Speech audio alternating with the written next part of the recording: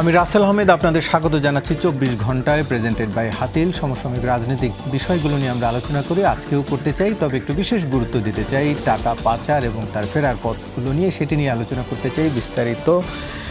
আলোচনার জন্য আমাদের সাথে স্টুডিওতে যারা অতিথি হিসেবে উপস্থিত হয়েছেন তাদের সাথে শুরুতে একটু পরিচিত হয়ে নিই। ডান দিক থেকে মোহাম্মদ নুরুল আমিন, স্বতন্ত্র পরিচালক ও চেয়ারম্যান গ্লোবাল ইসলামী ব্যাংক এবং সাবেক ব্যবস্থাপনা পরিচালক মেঘনা ব্যাংক ও এনসিসি ব্যাংক। আপনাকে স্বাগত আজকের আলোচনায়। রয়েছেন জনাব নূর খান লিটন, মানবাধিকার কর্মী, আপনাকেও স্বাগত আলোচনায়। এবং রয়েছেন জনাব মাসুদ কামাল, জ্যেষ্ঠ সাংবাদিক, আপনাকেও আলোচনায় স্বাগত জানাচ্ছি। আমরা মূল আলোচনায় ফিরতে চাই, যেটি আমরা আলোচনার বিষয়বস্তু আজকে ঠিক করেছি, টাকার পাখা ফেরার পথ কোথায়। টাকার যে পাখা গজিয়ে দেশের বাইরে চলে গেছে সেটি নিয়ে একটু আলোচনা করতে চাই। শুরুতেই জনাব মাসুদ কামাল, কামাল ভাই আপনাকে দিয়ে জানতে চাচ্ছিলাম, আরও বেশ কিছুদিন আগের একটা রিপোর্ট, সেটি প্যারিস ভিত্তিক একটা গবেষণা প্রতিষ্ঠানের ইউ ট্যাক্স অবজারভেটরি 2022 সালের তাদের একটা রিপোর্ট অনুযায়ী দুবাইতে 972 জন সম্পদ কিনেছেন বাংলাদেশের, 972টি সম্পদ কিনেছেন 459 জন বাংলাদেশি, তার মূল্য দেওয়া হয়েছে। এই যে তালিকা করতে পারছে একটা দুবাই ভিত্তিক প্রতিষ্ঠান, বিদেশি একটা প্রতিষ্ঠান, কিন্তু বাংলাদেশে আমরা তাদেরকে চিনতেই পারছি না, জানতেই পারছি না, কেন? মানে এতটা পিছিয়ে আছে কেন? একটা সহজ প্রশ্ন। জি, সহজ প্রশ্ন হলে এটা আপনি তো চিনতে চাচ্ছেন না, আপনি তো তালিকা করতে চাচ্ছেন না, চাইলেই পারতেন, কেউ তো চাচ্ছে না। তালিকা করার জন্য যাদেরকে আপনি রেখেছেন বেতন দিয়ে, যাদেরকে আমরা বেতন দিই বেসিক্যালি, সেই লোকগুলো কি এই তালিকা করতে চায়? চাইলেই পারতো। আমরা তো সবাই জানি এগুলি। শুনেন ভাই, এগুলি হলো কি, এখন তো দুনিয়াটা হয়ে গেছে হাতের মুঠায়। কিন্তু দুবাইয়ে কে যায়, কেন যায়, কার কাছে যায়, এগুলো দুবাইয়ে তো আমাদের লোকজন থাকে, তারাও তো জানে। এটা কিন্তু কোনো গোপন না। আমাদের সাবেক প্রধানমন্ত্রী মেয়ের জামাই দুবাই যা ধরা খায় নাই, সবাই জানে, কেউ উচ্চারণ করতে পারে নাই। এবং সেখানে মামলা হয়েছে, সার যাই মামলা হাজিরা দেওয়ার জন্য প্রাইম মিনিস্টার নিজে গেছে, সে যায় নাই। কে না জানে? দুবাইয়ে যারা বাঙালি থাকে তারাও জানে, শারজায় যারা থাকে তারাও জানে। ওখানে যে 11 দিন ছিল প্রাইম মিনিস্টার শেখ হাসিনা, 11 দিন কার সঙ্গে দেখা করছে? একটা এসে প্রাইম মিনিস্টার দুবাই যে 11 দিন থাকে নাকি ভাই? কি কারণে আসলো সে 11 দিন?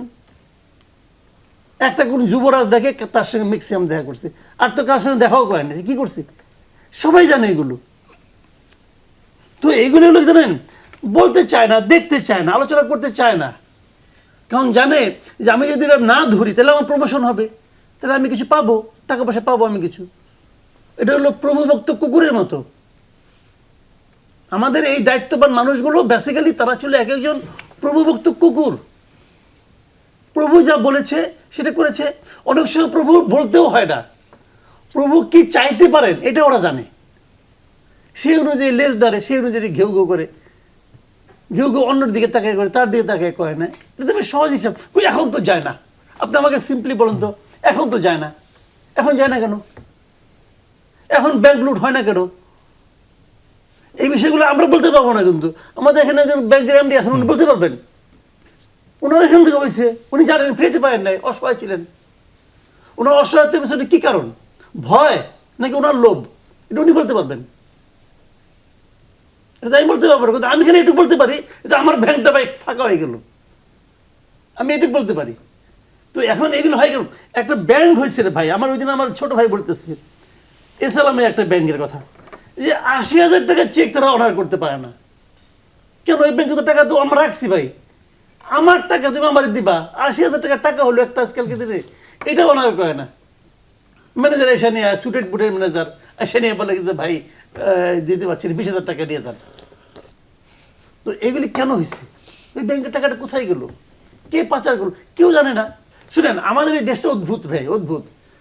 টাকা তো তাই ভাই আপনি বিভিন্ন প্রক্রিয়া নিতে পারেন। মানুষ চলে যায় উড়াল দিয়ে, এই যে বলেন টাকার পাখা, কিসের টাকার পাখা? মানুষেরও পাখা আছে আমাদের এখানে, মানুষের পাখা আছে না?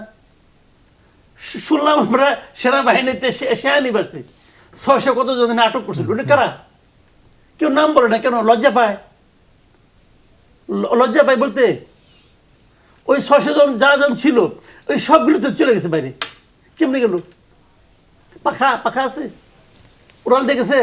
কিন্তু তাদের যাওয়া তো নিষেধাজ্ঞা ছিল।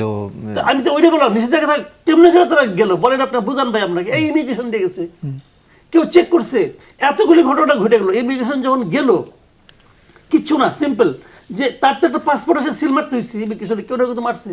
যে লোকটা সিল মারছে সে হয়তো পুলিশের একজন মানে অত বড় কোনো অফিসার না, তাহলে উনি সিল মারলো কেন? ওনার তার বস বেড়ে দিছে, এই যে মুখে আটকেও না, সে চলে গেছে। তো ওনাকে জিজ্ঞাসা করেন না তুমি কার কথা সিলটা মারলা, তুমি কার কথায় এক্সিট সিলটা মারলা ভাই বলো। তুমি জিজ্ঞাসা করলে সে বলে দেয় অমুকে। তারপরে ওকে জিজ্ঞাসা করুন তুমি, তোমাকে কে ইনস্ট্রাকশন দিছে, সে বলবে আরেকজনের কথা। বলতে বলতে এরা জানে যে শেষ পর্যন্ত এমন কারোর নাম হয়তো আসবে যেটা তারা কিছু করতে পারবে না, অতএব জিজ্ঞাসাও করে না কেউ। কেন জিজ্ঞাসা করেন বলেন? এটা সিম্পল না ভাই, বলেন আপনি এই জিনিসটা। এটা তো ভাই একটা 9-10 পোলাপানো বুঝে, এটা তো এর জন্য তো এটা তো রকেট সায়েন্স না। এটা সবাই জানে। কেমনে গেল বলেন? গেল, আপনি যাইতে দিলেন বলে গেল। আজকে দেখলাম যে কলকাতায় নাকি কোথাও যাওয়া যায় না, পার্কটা সব জায়গায় যায় নাকি, আমাদের মন্ত্রীরা যায় নাকি বিষণ্ণ প্রদানে বসে থাকে। যার দাড়ি ছিল না সে দাড়ি রাখছে, আর যার দাড়ি ছিল সে দাড়ি কাটছে, কিন্তু লোকটা ওইটাই। কলকাতা গেল কেমন করে ভাই? এই বিষয়গুলো জানেন কি, মোট কথা হলো যে আপনি চান কি না, না চাইলে ধরতে পারবেন না। আর যদি ধরতে চান ধরতে পারবেন, ধরতে চায় নাই। কেন চাই নাই এই প্রশ্নের জবাব ওনারা দিতে পারবেন, আমি না। যে জনাব নূর খান লিটন, একটু আপনার কাছ থেকে জানতে চাই যে নিউ সংবাদ হয়েছে, আপনিও নিশ্চয়ই দেখেছেন, 1.5 লাখ কোটি টাকা পাচার করেছে 50 ব্যক্তি এবং প্রতিষ্ঠান। তো 50 ব্যক্তি এবং প্রতিষ্ঠান, সেটিও অনেকেই অনেকের নাম সম্পর্কে অভিযোগও রয়েছে, আবার কেউ কেউ আটকও হয়েছে, কিন্তু সেটি হত্যা মামলায়। এই যে ভিন্নভাবে, এটি কি তাদের প্রকৃত অপরাধকে আড়াল করার চেষ্টা করা হচ্ছে কি আসলে এখনও সেই চেষ্টাটি হচ্ছে? আমার যেটা মনে হচ্ছে সেটা হচ্ছে যে সরকার বর্তমান যে অবস্থায় আছে এক ধরনের অগোছলা ভাব। কারণ এটা খুব স্পষ্ট যে যাদেরকে গ্রেপ্তার করা হয়েছে তারা সবাই কম বেশি ওয়ান্টেড বা তাদের সম্পর্কে অভিযোগ আনা যায়, এমন না যে তাদের সম্পর্কে অভিযোগ আনা যায় না। কিন্তু সেই জায়গাটিতে অভিযোগ না এনে বরং এই নানান হত্যা মামলায় তাদেরকে যুক্ত করা হচ্ছে, এবং যাদেরকে যুক্ত করা হচ্ছে এই হত্যা মামলায় আপনি দেখবেন যে এই ক্ষেত্রেও এক ধরনের বাণিজ্য হচ্ছে, খুব ভয়াবহ রূপ নিচ্ছে এটা। অর্থাৎ একটা হত্যা মামলায় 2 জন পুলিশ অফিসারকে দিল, 3 জন আমলাকে দিল, 2 জন ব্যবসায়ীকে দিল, এবং মামলা দেওয়ার আগে আবার চাঁদা দাবি করা হচ্ছে। এরকম অভিযোগও কিন্তু শোনা যাচ্ছে যে তোমার চাঁদা দিতে হবে, যদি তুমি চাঁদা না দাও তোমাকে মামলায় দেওয়া হবে। এবং এটা হয়েছে, এটা রিপোর্টাররা ভালো করে জানেন, ওনারা অনেকেই প্রকাশ করছেন না, এরকম একটা অবস্থায় আছে। আপনার যেমন ধরেন এই ফেনীর ওই যে কি ট্রান্সপোর্টের ব্যবসা করেন যে মেয়র ছিলেন, তার কাছে 2 কোটি টাকা চাঁদা দাবি করছে, টাকা দিতে দেরি হয়েছে, তাকে মামলায় দিয়ে দেওয়া হয়েছে, সোনারগাঁর একটা হত্যা মামলায় দিয়ে দিচ্ছে। তারপর আপনি দেখেন এই যে আমাদের পরিবেশ অধিদপ্তরের এক জয়েন্ট সেক্রেটারি না ডেপুটি সেক্রেটারি, তাকে দিয়ে দিচ্ছে একটা মামলায় আপনার ইয়েতে, এই কি বলে আমাদের নারায়ণগঞ্জের এদিক যাত্রাবাড়িতে। এগুলো কিশোর লক্ষণ। ডিসি অফিসের একটা লোককেও এভাবে মামলায় জড়ায় দিছে, যিনি কিনা যেই ম্যাজিস্ট্রেট কিনা একজনের আপনার ওই কি বলে একজনের বাণিজ্যিক প্রতিষ্ঠানে অভিযান চালিয়েছিল 4-5 বছর আগে, তাকে কোনো একটা প্রভাবশালী মহলের মামলায় যুক্ত করে দিছে। এই যে ভয়াবহ একটা অবস্থা দেখছি, 1। 2 নম্বর হচ্ছে যে যাদেরকে আপনার কথায় যাদেরকে আটক করা হচ্ছে, অর্থাৎ যাদের একটু গুরুত্বপূর্ণ ভূমিকা ছিল বা যারা তৎকালীন সরকারের আজ্ঞাবহ ছিল, এরকম কিছু মানুষকে মামলা দিয়েছে, হত্যা মামলা, অথচ তাদের বিরুদ্ধে দুর্নীতির অভিযোগ আছে, প্রাথমিকভাবে সন্দেহ করা হয় নানান ধরনের দুর্নীতি, টাকা পাচার ইত্যাদিতে। সেই অভিযোগটা না দিয়ে কেন হত্যা মামলায়? কেউ মনে করে যে এই হত্যা মামলা দিয়ে তাদেরকে আপাতত আটক রেখে তদন্তগুলো শুরু করছে।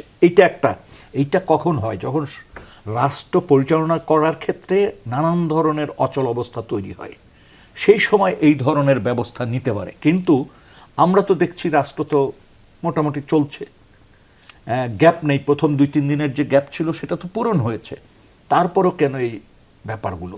তারপর দেখেন ঢালাওভাবে যে চাঁদাবাজিটা শুরু হয়েছিল, যদিও কিছুটা নিয়ন্ত্রণে আনতে পেরেছে। এখন প্রশ্ন হচ্ছে যে এই যে যেই কারণেই আপনি বলতে পারেন, যেই কারণে মানি লন্ডারিংয়ের ক্ষেত্রে আটক করতে পারে না, অভিযোগ আনতে পারে না, ধরতে পারে না, যেই কারণে ব্যাংক লুটেরাদের ধরতে পারে না, দেখেন এটা তো খুব স্পষ্ট যে ব্যাংকগুলো রাতারাতি মালিক পরিবর্তন করে দিয়েছে। কোন সংস্থা? ডিজিএফআই। এটা কি অস্পষ্ট আছে কারো কাছে? কিন্তু কেন আমরা ডিজিএফআইয়ের বিরুদ্ধে কথা বলতে পারি না? কেন প্রশ্ন তুলতে পারি না? এখনো কেন ভয়ের সংস্কৃতি থাকবে? 1। 2 নম্বর হচ্ছে কারা তাদেরকে ব্যবহার করেছে। এই মানুষগুলো তো ভাই ক্যাডেট কলেজ থেকে বা স্কুল কলেজে ভালো রেজাল্ট করে সেনাবাহিনীতে এসেছিল। কারা তাদেরকে এই পথে নামিয়েছে? তাদেরও তো বিচার হওয়া দরকার। আমরা তো এখন যেটা দেখছি যে অধিকাংশ ক্ষেত্রে মানে আমাদের সাবেক প্রধানমন্ত্রী, তারপর মন্ত্রী পরিষদের অনেক সদস্য, তারপরে এই আমলারা, সেনা কর্মকর্তারা, এরা নানাভাবে দুর্নীতির সাথে জড়িয়েছেন, নানাভাবে এই দেশ থেকে টাকা পাচার করেছেন। শুধু কি দুবাইতে পাচার হয়েছে? আমেরিকায় পাচার হয় নাই? লন্ডনে পাচার হয় নাই? সুইজারল্যান্ডে যায় নাই টাকা? কাতারে যায় নাই টাকা? তাহলে এইটা কেন? আমরা যে একটা কথা আপনি শুরুতে বলছেন 972টা সম্পত্তি 459 জন কিনেছে। আরে ভাই এইটা তো আমার মনে হচ্ছে অনেক কম। যেইভাবে ঢালাওভাবে এই দেশ থেকে টাকা পাচার হয়েছে এবং অনেক মানুষ এই জায়গা থেকে চলে গেছে টাকা পয়সা নিয়ে। তো এইটা আমরা কি করে, আমরা অন্যদের রিপোর্ট পাই কিন্তু নিজের একটা রিপোর্ট তৈরি করার চেষ্টা করি না। অথচ আমাদের এইটা দেখভালের জন্য লোক আছে, ডিপার্টমেন্টগুলি আছে, তারা বসে বসে খাচ্ছে, কেউ কাজ করছে না। এইটা হচ্ছে সমস্যা। এখনো কিন্তু শক্ত হাতে এই বিষয়গুলি দেখা দরকার। টাকার যেমন পাখা আছে যাওয়ার, টাকার কিন্তু পাখা আছে ফিরে আসারও। এই জিনিসটা আমাদের মনে রাখতে হবে। এবং যদি সত্যিকারই অর্থে আমরা চেষ্টা করি, আমি ব্যক্তিগতভাবে মনে করি যারা টাকা পাচার করেছে তাদের চিহ্নিত করে আইনের আওতায় আনা খুব বেশি সময় লাগার কথা না। জি, পাচারের প্রক্রিয়া নিয়ে আমরা একটু আলোচনা করব এর পরের পর্বে। আমরা একটু যেতে চাই জনাব মোহাম্মদ নুরুল আমিন, একটু আপনার কাছ থেকে জানতে চাইছি যে যেটির কথা কামাল ভাই বললেন বা সে বললেন যে ব্যাংক লুট হয়ে গেছে কিন্তু ব্যাংকাররা ভয়ের কারণে চুপ থেকেছেন, বা কি সেই ভয়? লোভ না কি অন্য কোনো রাজনৈতিক ভয় নাকি ব্যক্তিগত জীবন নাশের ভয়? আপনার অভিজ্ঞতা কি বলে? ধন্যবাদ। এই ব্যাংকিং সিস্টেম তো পুরনো, কিন্তু লুটপাটের এই ঘটনাগুলো কিন্তু খুব বেশি পুরনো না। কিন্তু এর আগে আমরা বলতাম ব্যাংকে ফর্জারি হয়, ক্যাশ চুরি হয়, ওই আইটিতে এটা হয়, ছোটোখাটো এইসব বিষয়গুলো একটা ব্যাংকে সবসময় এই ধরনের ছোটোখাটো বিষয়গুলো ছিল। এখন সবচেয়ে সহজ অঙ্ক হলো 22,000 কোটি টাকার খেলাপি 2009 সালে যদি এখন 2,11,000 কোটি হয়, তাহলে বুঝতেই পারেন কোন সময়টাতে এটা হয়েছে। আর আমি ব্যক্তিগতভাবে আমিও তো ডিগ্রি ছেড়েছি আজকে 7 বছর। তার আগে তো কাজটা করেছি। এখন ভুল মানুষের হতে পারে, কিন্তু এই যে ঢালাওভাবে আজকে যেই দৃশ্য আমরা দেখতেছি এবং সেই লুটপাটের একটা বড় মানে অংশ দেশের বাইরে চলে গেছে, এই কথাগুলো কিন্তু মাঝে মধ্যে এনাদের মতো লোকেরা কিন্তু বলেছেন। যেটা প্রথমেই মাসুদ কামাল সাহেব বললেন যে আমি চাই নাই বলে হয় নাই, আমি ওই কথাতে 100% বিশ্বাস করি। অল্প কিছু টাকা হলো সিঙ্গাপুর থেকে তো একবার আনা হয়েছে, আসছে তো, তাহলে এর পরের আর কোনো এফোর্ট দেখা যাচ্ছে? ফলে হচ্ছে কি, এটা আমি চাই কি না, আমার ইন্টেনশনটা কি। আর আপনি যেটা আমাকে বললেন যে ব্যাংকিংয়ের, হ্যাঁ সময়ের সঙ্গে ধরন চেঞ্জ হয়, গণতন্ত্রের তো কিছু ত্রুটিও আছে, ডেমোক্রেটিক গভর্নমেন্ট সিস্টেম ভালো, কিন্তু তাতে করে কিন্তু এই ফেভারিটিজম, নেপোটিজম, ক্রোনিজম এগুলো কিন্তু ওই রকম সময়ই ডেভেলপ করে। বাট জনগণ যদি তাদের রায়টা প্রপারলি দিতে পারতেন তাহলে হয়তো আমরা কিছু পরিবর্তন দেখতেও পেতাম, কিন্তু সেটা রাজনৈতিক বিষয়, আমি সেদিকে যাব না। এখন আপনি যেটা বলছেন সেটা হচ্ছে যে লোন দেওয়ার একটা রীতি আবিষ্কার হয়েছে। ডাবল এন্ট্রি সিস্টেম ইংল্যান্ডে আবিষ্কার হয়েছে 1600 শতাব্দীতে। সেই double entry system effective, sustainable বলেই কিন্তু এখন ওই সিস্টেমটা টিকে আছে। অন্য দুনিয়াতে অনেক অঙ্ক চেঞ্জ হয়েছে, কিন্তু ডাবল এন্ট্রি সিস্টেমের এই সিস্টেমটা চেঞ্জ হয় নাই। খাতা মিলে যেতে হবে অ্যাসেট লাইবিলিটি ব্যালেন্স শিটের। এক দ্বিতীয় হলো যেটা ব্যাংকের, আপনারা জানেন যে ব্যাংকের হিসাব দিনের শেষে না মিললে ওটা 1 টাকা হোক আর 100 টাকা হোক, ওটা মিলানোর জন্য 1000 টাকা খরচ করে হইলো বাতি জ্বালাই এটা মিলে যেতে হয়। ফলে এই সিস্টেমটা এখনও টিকে আছে। প্রশ্ন হচ্ছে যে এইটাকে, প্রসেসটাকে, ডিউ ডিলিজেন্সটাকে কাকে দিচ্ছি, সেই পালনীয় বিষয়গুলো, গুণাগুণ বিচার, এগুলোর ঘাটতি চলে আসছে। এবং সেই ক্ষেত্রে আমরা হয়তো মোটা দাগে বলতে পারি, হ্যাঁ ডিরেক্টেড লোন, নির্দেশিত লোন যে মুখে দিয়ে দাও, আবার যোগসাজশ আছে, থাকতে পারে, হয়েছে। আবার হচ্ছে ডিউ ডিলিজেন্স, আমি লোনটা যেভাবে দেওয়া দরকার, ব্রাঞ্চ থেকে প্রপোজাল আসবে, এই অফিস দেখবে, হেড অফিস ক্রেডিট কমিটি দেখবে, বোর্ডে পাস হবে বা এমডি পাস করবেন। কিন্তু বেসিক ব্যাংকের উদাহরণ ধরলে কি আপনার এই বিষয়টা দেখেছেন? ব্রাঞ্চ থেকে কোনো প্রপোজাল আসে নাই, স্যাংশন লেটার ব্রাঞ্চে চলে গেছে। এগুলো হলো নির্দেশিত লোন, ডাইরেক্টেড লোন বলি এগুলোকে। ফলে নিয়মের ব্যত্যয় হচ্ছে যথেষ্টভাবে। এর পরবর্তী পর্যায়ে যে মনিটরিং, সুপারভিশন, এই জিনিসগুলো হয় নাই। আমরা সবসময় বলি যে ছোটো একটা লোনের জন্য আপনারা এত কাগজ চান, এত তাড়া দেন, আদায় না হইলে তাকে কেস করেন। তো বড়গুলোর ক্ষেত্রে ওই প্রথমটা যেমন পালন করা হয় না, মনিটরিং সুপারভিশন পালন করা হয় নাই, হচ্ছে না।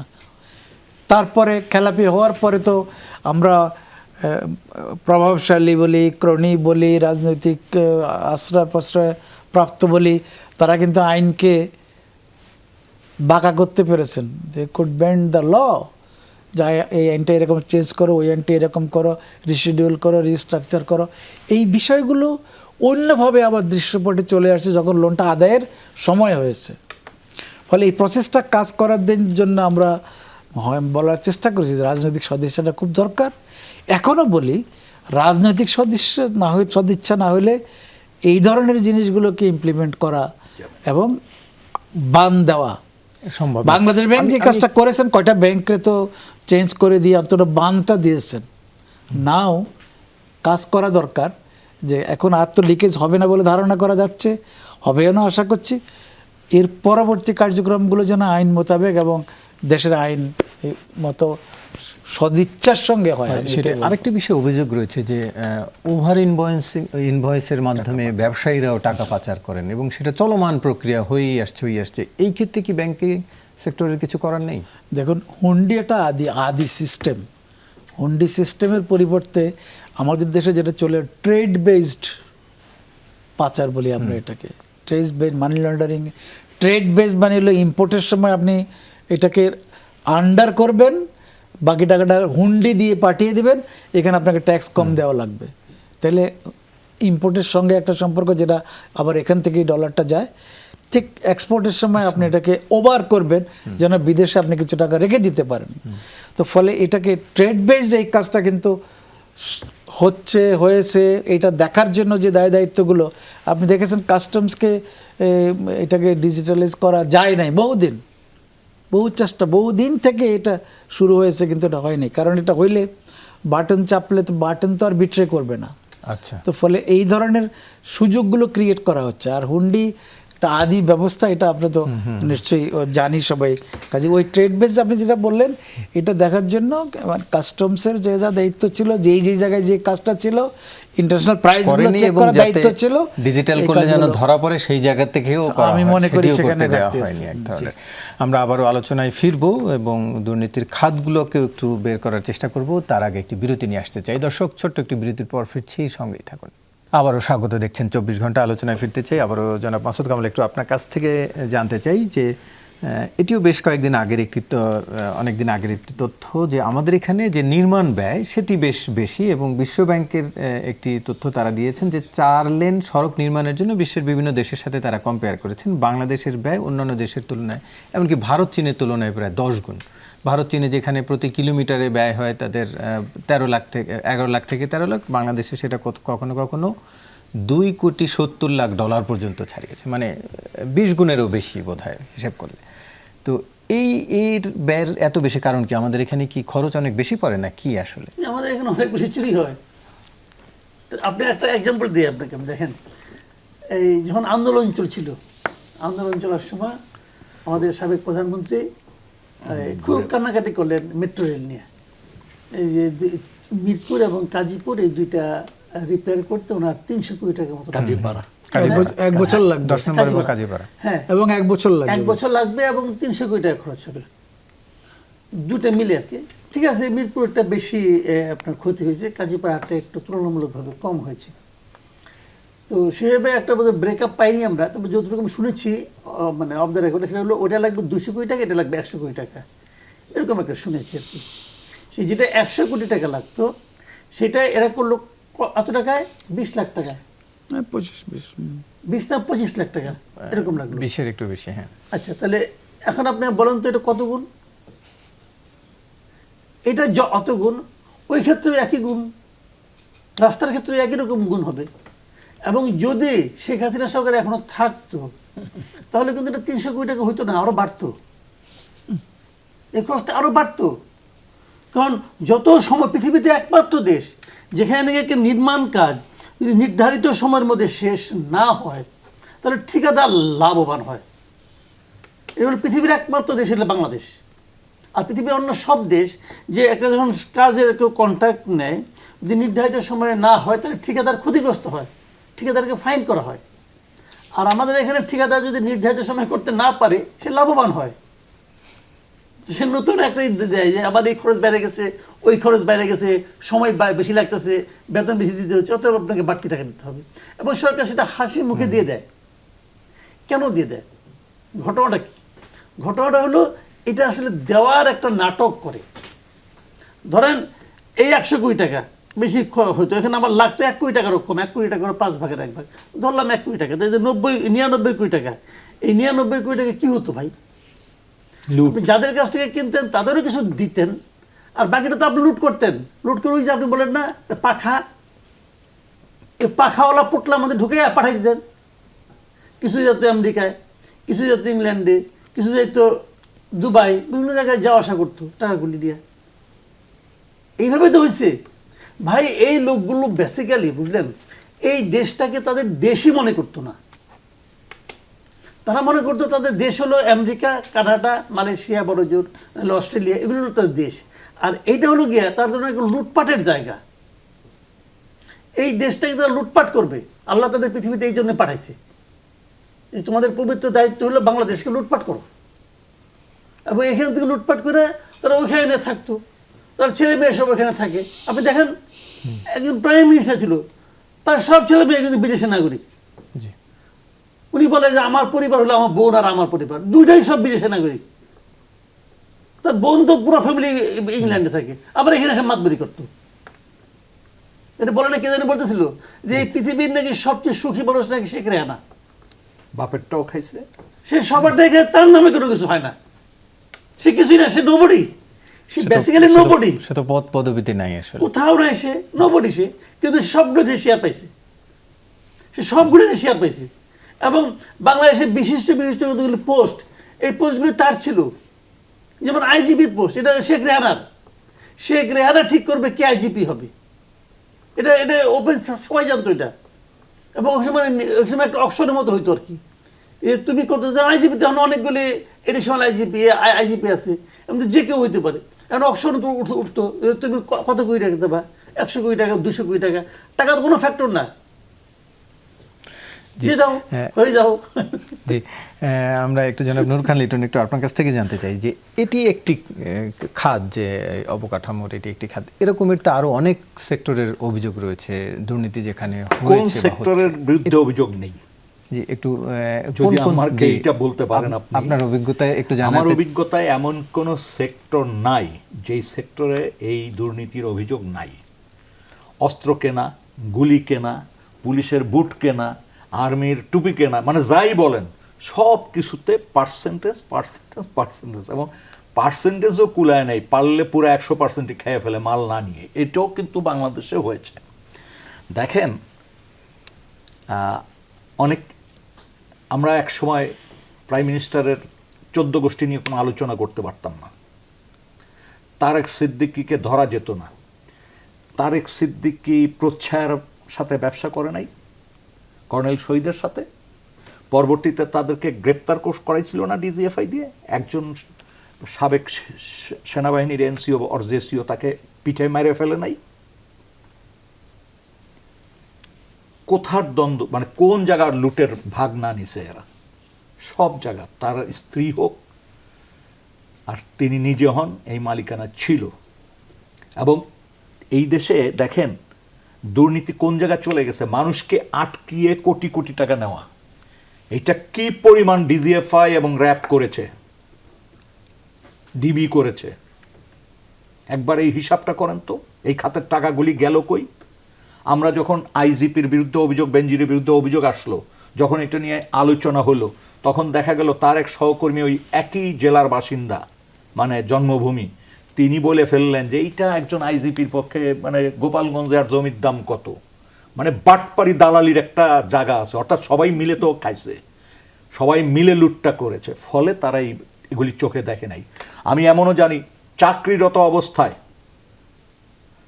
ডিজিএফআইয়ের এক অফিসার ঊর্ধ্বতন কম্পোজিট টেক্সটাইল বানিয়েছেন স্ত্রী বা অন্য নামে, পুরা তার অধীনস্থ কর্মকর্তা কাউকে কাউকে সেটাই ব্যবহার করেছেন।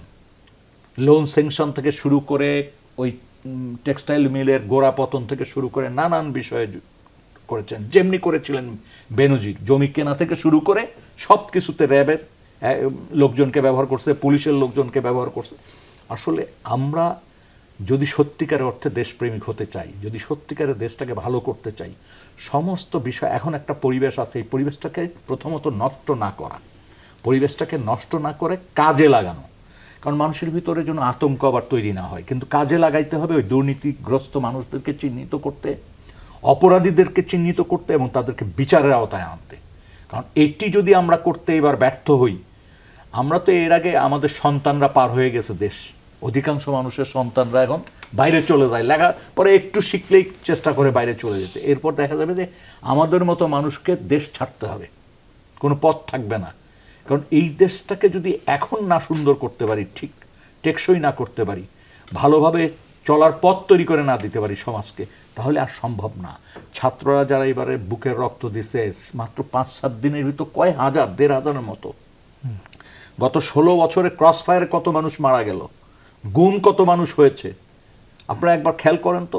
তারপর যদি এখনো ওই একই আবহাওয়া থাকে, একই জিনিস চলার চেষ্টা করে বা একই জিনিস চালাতে চায় কেউ, রাষ্ট্র এখন যে সরকার, এটা হচ্ছে অন্তর্বর্তীকালীন সরকার, যার জন্য হয়তো একটু দুর্বলতা থাকতে পারে, কিন্তু সেইটাকে ব্যবহার করে যারা এখনো পুরানা প্রেতাত্মারা এখনো যারা এই সুবিধাগুলি নিতে চাচ্ছে, যেমন ধরেন আমরা দেখছি যে অনেক ওয়ান্টেড পারসন যারা বাংলাদেশে ছিল, 5 তারিখে বাংলাদেশে ছিল, তারা কি করে পার হয়ে যায়?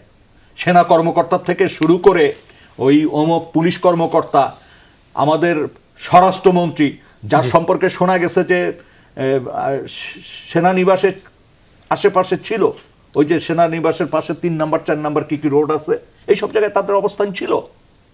তারা কিভাবে গেল? কে পার করে দিল?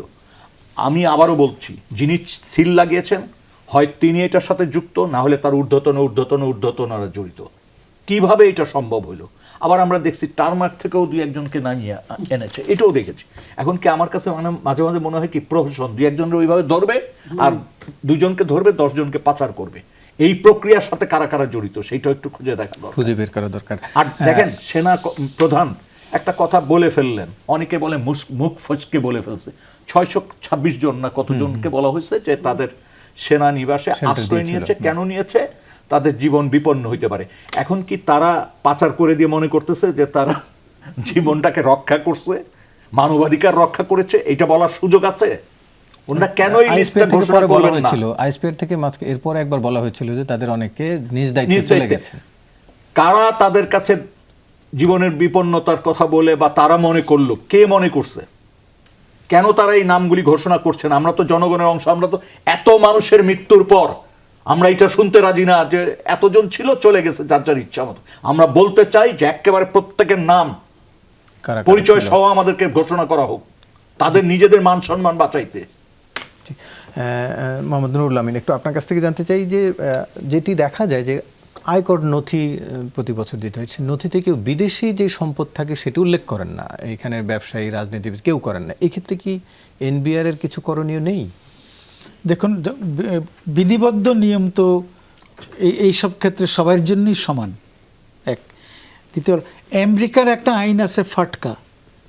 আমেরিকানরা যদি কোনো আমেরিকান নাগরিক তাদের পাসপোর্ট হোল্ডার যদি বিদেশের কোনো জায়গায় কোনো সম্পত্তি বা কোনো অ্যাকাউন্ট বা কোনো ব্যালেন্স রাখেন, সেটা কিন্তু আমাদের এই দেশের ব্যাঙ্কগুলোকে রিপোর্ট করতে হয়। ফাটকা রিপোর্টিংয়ের জন্য এভরি ব্যাঙ্ক ইজ রেসপন্সিবল। তাদেরকে অ্যাকাউন্ট করার সময় ঘোষণা দিতে হয় এবং এটা তারা বাংলাদেশ ব্যাংকে জানাইলে বাংলাদেশ BFIUর মাধ্যমে ওটা আমেরিকান গভর্নমেন্টের ট্যাক্স ফাইলে যায়। আমাদের এখানে এই আইনটার কড়াকড়িটা কোন জায়গায়? কেন একজনও কি দিয়েছেন? খুব আমার তো মনে হয় না যে এরকম ইন্ডিভিজুয়াল একজনকেও দিচ্ছেন। কিছু কিছু ক্ষেত্রে আমি আপনাকে বলি, আমাদের কিছু ব্যবসায়ী গ্রুপ কিন্তু Ethiopia, Kenya, even in India কিছু ব্যবসা করেছেন এবং অনেক বড় আকারে করেছেন। প্রাথমিক টাকাগুলো ওনারা কিন্তু এই পারমিশন দিয়ে ঘোষণা দেয় নাই।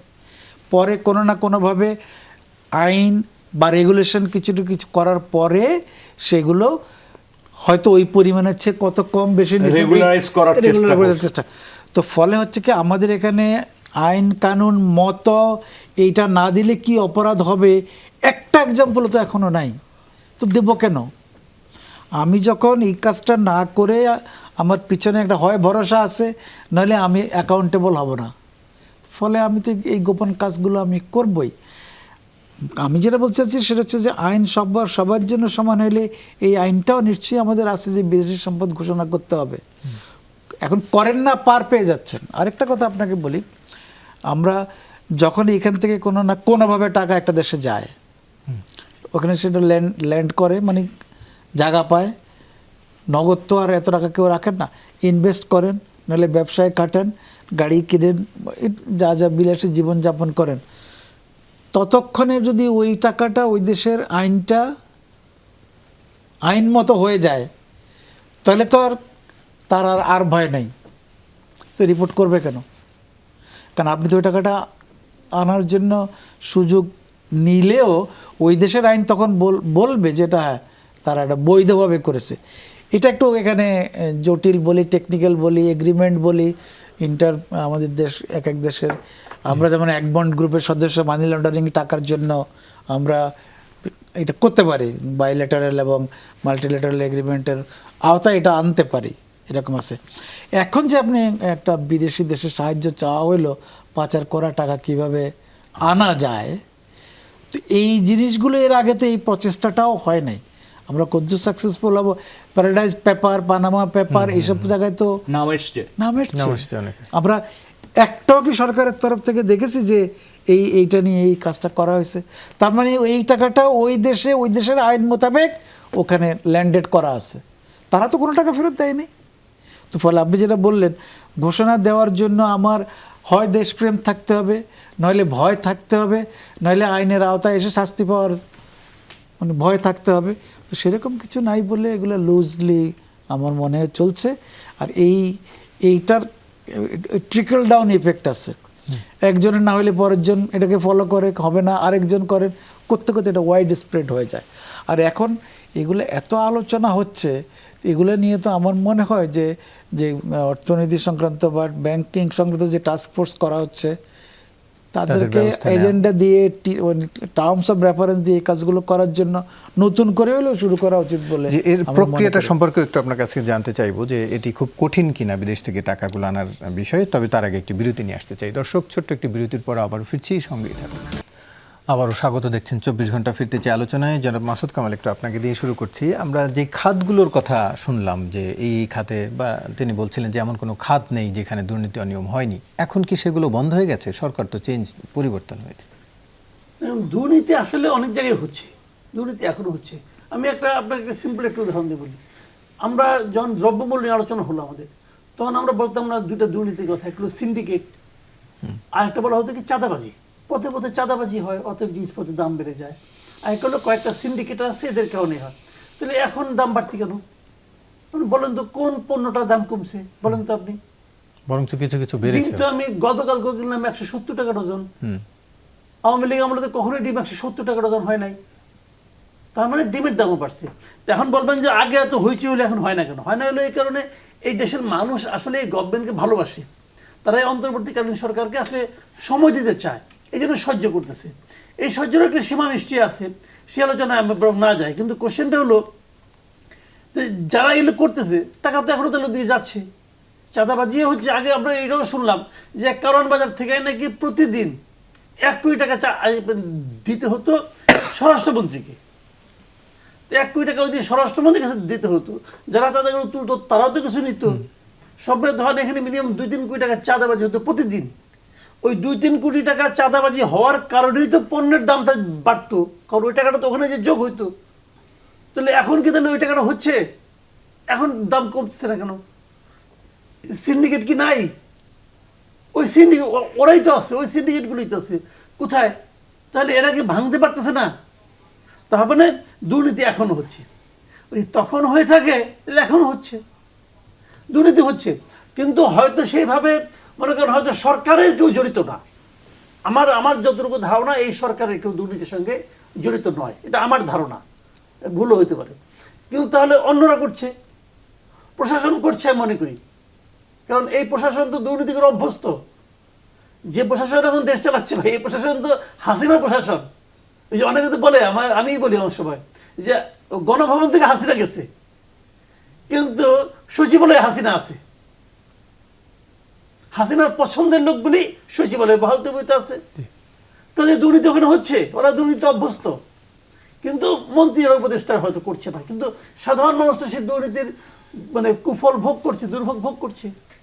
জি, জনাব নূর খান লিটন, একটু আপনার কাছ থেকে জানতে চাই যে এখন পর্যন্ত যেটি দেখা গেছে উপদেষ্টারা এই যে টাকা ফিরিয়ে আনার ব্যাপারে তারা যুক্তরাজ্যের সহায়তা চাইছে, কেবল সহায়তা কি আসলে কাজ হবে যদি দেশেই তাদেরকে চিহ্নিত করা না যায় কিংবা অন্য কোনো প্রক্রিয়া শুরু করা না যায়? আমার তো মনে হয় না যে শুধুমাত্র বিদেশে অনুরোধ করা হচ্ছে, দেশের অভ্যন্তরেও কিছু কাজ হচ্ছে বলে আমার কাছে মনে হচ্ছে।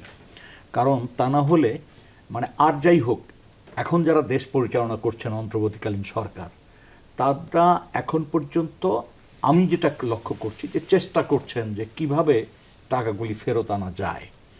কিন্তু এটা তো একটা সময় সাপেক্ষ ব্যাপার। একটা হচ্ছে তারা আহ্বান জানিয়েছেন, কয়েকটা দেশের কাছে অনুরোধ করেছেন, এবং আমাদের এখান থেকেও আমি নিশ্চিত যে সেই প্রক্রিয়াটা শুরু হয়েছে, যে কারা কি পরিমাণ টাকা এখান থেকে সরিয়েছেন, কি পদ্ধতিতে সরিয়েছেন। আপনারা যদি খেয়াল করেন, মানে গত 7-8 বছর ধরে বিদেশে ব্যবসায় লগ্নি করার জন্য বাংলাদেশ থেকে কিন্তু অনুমোদন ক্রমে বেশ কিছু টাকা গিয়েছে। যেখানে ধরেন $1 কোটি গেল অনুমোদিত, সাথে কিন্তু আরও 2-3 কোটি টাকা চলে গেছে। এই যে প্রক্রিয়াটা, যার জন্য দেখবেন অনেকজন ব্যবসায়ীকে আপনি ধরতে পারছেন না ওই প্রক্রিয়ায়। তা এখন এইটা নির্ভর করবে, যদি ওই দেশের সরকার যদি আপনাকে সহযোগিতা করে আন্তরিকভাবে, তাহলে আমি মনে করি আমেরিকা বলেন বা কানাডা বলেন বা দুবাই বলেন, সেই জায়গাগুলির থেকে একটা সময় সাপেক্ষ ব্যাপার, কিন্তু টাকা ফেরত আনা সম্ভব। যেমন আমাদের এই দেশ থেকে যারা বিভিন্ন দেশে যে ব্যবসা বাণিজ্য করছেন, তারা দেখা যাবে যে ওই দেশের কোনো নাগরিক, সে বাঙালিও হতে পারে, ওই দেশের নাগরিক, তাদের সাথে কিন্তু ব্যবসাগুলি যোগসাজশে করেছেন। আরেকটা বড় জিনিস হচ্ছে এখানে ল্যান্ড কেনা বেচা বা অন্যান্য ক্ষেত্রে আপনারা লক্ষ্য করবেন যে সমস্ত সেকেন্ড জেনারেশন বা থার্ড জেনারেশন যারা আছে, তারা যখন জমি টমি বিক্রি করছেন, তারা দেখা যায় যে এখানে রেজিস্ট্রি করে দিচ্ছেন, পেমেন্টটাও ওই দেশে যেয়ে নিচ্ছেন। এইরকম একটি প্রক্রিয়া কিন্তু আছে, দীর্ঘদিন ধরে এটা চলছে। আর এই যে আপনার যে পদ্ধতিতে বিদেশের থেকে ইম্পোর্ট এবং এক্সপোর্ট, এইখানে যে একটা মানি লন্ডারিংয়ের সুযোগ আছে, টাকা পাচারের সুযোগ আছে, এই জিনিসগুলি কিন্তু এখন চেষ্টা করলে মানে আর কিছু না হোক বন্ধ করা সম্ভব। ফেরত হয়তো এই ক্ষেত্রে ফেরত আনা কঠিন হবে, অনেক কঠিন, কিন্তু বন্ধ করা সম্ভব। কিন্তু ফেরত আনা যাবে সেই টাকাগুলি, যেই টাকাগুলি দৃশ্যত বাইরে পাচার হয়েছে। যেমন দুবাইতে যারা ইনভেস্ট হয়েছে, হ্যাঁ ইনভেস্ট হয়েছে, দুবাইতে আপনার এই যে ভিলার কেনার ব্যাপারে যে পরিমাণ টাকা পাচার হয়েছে, ভূমিমন্ত্রীর কিছু উদাহরণ দেখলাম কয়েকদিন আগে। একটু জানাব মোহাম্মদ নুরুল আমিন, একটু যেই পাচারের টাকা ফেরত আনার যে প্রক্রিয়া, সেটি অনেকেই বলেন যে এটি দীর্ঘ সময় সাপেক্ষ, এটি বেশ জটিল। একটু আপনার কাছ থেকে জানতে চাই যে আসলে কি ফিরিয়ে আনা সম্ভব কিনা। আমাদের দেশে একটা আইন আছে, মানি লন্ডারিং অ্যাক্ট 2012 সালের। এটা কিন্তু আইন হিসাবে শক্ত, যেমন দুই একটা অর্থঋণ আদালত আইন, এটা কি শক্ত আইন, প্রমাণ হইলে কিন্তু আর ইয়ে নাই। মানি লন্ডারিং আইনটাও শক্ত, এখানে অনেকগুলো ডেফিনেশন এর মধ্যে আছে। ওর মধ্যে কিছু কথা বলা আছে, দেশে বিদেশে অবৈধ টাকাও দেশে, এইগুলা বিচার আচারের একটা নিয়ম রীতি করা আছে। বিদেশের জন্য আমরা এশিয়া প্যাসিফিক গ্রুপের সদস্য, এটা এগমন্ট গ্রুপ বলে এটাকে। এখানে আমাদের বাইলেটারাল এবং একটা কান্ট্রির সঙ্গে এই ধরনের যোগাযোগগুলো আমরা করতে পারি। যেমন সিঙ্গাপুরে যোগাযোগ করে লেখার পর সিঙ্গাপুরের বিএফআইও কিন্তু বাংলাদেশের বিএফআই থেকে তথ্য চেয়েছে কিছু কিছু লোক সম্বন্ধে, যে এই লোকগুলো সম্বন্ধে তোমাদের কাছে কি তথ্য আছে সেটা আমাদেরকে জানাও। এরকম হচ্ছে। তো ফলে হচ্ছে আমরা ওই দেশের সরকারের সঙ্গে যদি যেইভাবে এখন আমাদের এই প্রধান উপদেষ্টা মহোদয় কিন্তু এই বিষয়টা নিয়ে বিশেষ করে ওনাদেরকে রিকোয়েস্ট করেছেন যেন এটার আওতায় আমাদেরকে সাহায্য করা হয়। প্রশ্ন হচ্ছে যে ইচ্ছাটা, ইন্টেনশনটা কত স্ট্রং এবং সেটা কিভাবে শুরু করলেন, ওটাই হচ্ছে। এখন পুরনো লোকগুলো সব জায়গায় বসে। আমি একটু অপ্রাসঙ্গিক কথা হলে বলি, এই যে কেসগুলো হচ্ছে, আমরা একটু আলাপ করলাম, প্রত্যেকটা ওসি কিন্তু 10-15-20 দিন যারা কেস করেছে তারা আগের ওরাই ছিল। তোরা কেস এমনভাবে করছে যেন এটা কাউকে বিচারের আওতায় আনা না যায়। তারা তো আবু সাঈদের মৃত্যুর জন্য একটা কেস হয়েছে যে মব বিটিং এসে মারা গেছে, ওই আইনে কিন্তু আবার আমরা একদম বড় বড় সাহেবদেরকে অ্যারেস্টও করেছি, কিন্তু এজাহারে তো আছে মব বিটিং। এইরকম সব জায়গায় লোক বসা আছে। আপনারা জানেন পুরনো সেক্রেটারি সাহেবরা যেমন আছেন, ডিভিশনাল বিভিন্ন জায়গায় যারা আছেন, যারা রেগুলেটরের মধ্যে কিছু পরিবর্তন হয়েছে, কিছু যারা আছেন, তারা চান কি না, চাইলে কিভাবে চান। এই দেশে তো এই লেভেলে এই কাজগুলো করার জন্য বেশি জ্ঞানী লোকের তো দরকার না, আইন কানুনগুলো যা আছে ইন্টারন্যাশনাল লগুলো সাহায্য নিলেই হয়। আমি যেটা বলবো যে এটা একেবারেই সদিচ্ছা এবং এটার জন্য আঁকড়ে ধরে দায়বদ্ধ করে কাউকে দায়িত্ব দেওয়া এবং অ্যাকাউন্টেবল করা, ওই বিষয়টা হলো ইম্পর্টেন্ট এখানে প্রতিটি ক্ষেত্রে। আমরা আশা করি যে সরকারের সদিচ্ছা নিশ্চয়ই আছে বলে মনে করেন, এবং আমরা আশা করি যে পাচার হওয়া টাকার অন্তত কিছুটা হলেও দেশে ফেরত আসুক, দেশের উন্নয়নে কাজে লাগুক। তো আজকের আলোচনা শেষ করতে হচ্ছে এখানে। আপনাদের তিনজনকে ধন্যবাদ। দর্শক, এই ছিল আজকের আলোচনা। 24 ঘন্টায় সাথে থাকার জন্য ধন্যবাদ।